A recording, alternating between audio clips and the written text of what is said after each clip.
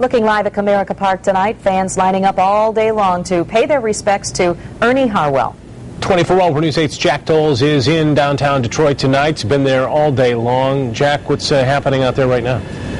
Well, Brian and Susan, you go to a ballpark and there are lots of fans. You're so used to hearing all the loud roars and cheers, but, the mood has been so different today. It's been so somber. Flags around Comerica Park are flying at half-mast, and the hearts of fans are heavy as they say goodbye to their voice of baseball.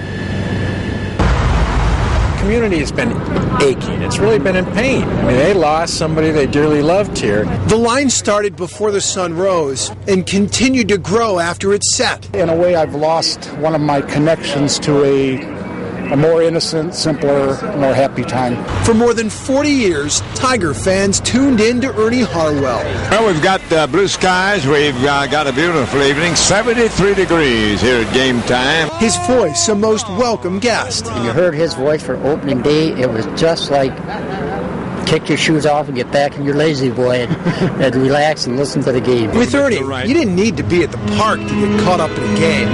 When you listened to his call, and here's the pitch, and you heard the excitement in his voice rise, he swings as a home drive to right. You felt like you were right there in the front row. And it is a home run for Gibson. But now that he's gone and his voice has been silenced, the fans that once roared with him came to quietly mourn.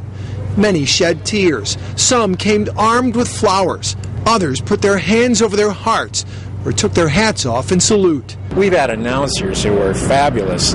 They wouldn't have drawn these crowds today because they didn't reach out to other people the way Ernie did.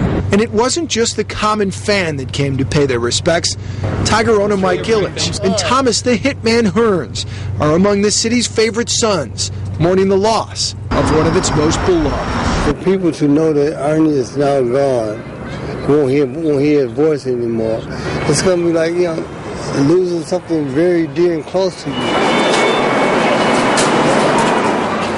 And the fans continue to flock to Comerica Park. The line as long as it's been all day. I just talked to a couple of guys that came here from Saranac. They said they waited about an hour and a half, and they got here at about 7 o'clock. Much more coming up from Comerica Park, along with, we'll see a family that came from Grand Rapids here to pay their respects. That's all coming up later on 24 Hour News 8 live in Detroit. Jack Doles, 24 Hour News 8.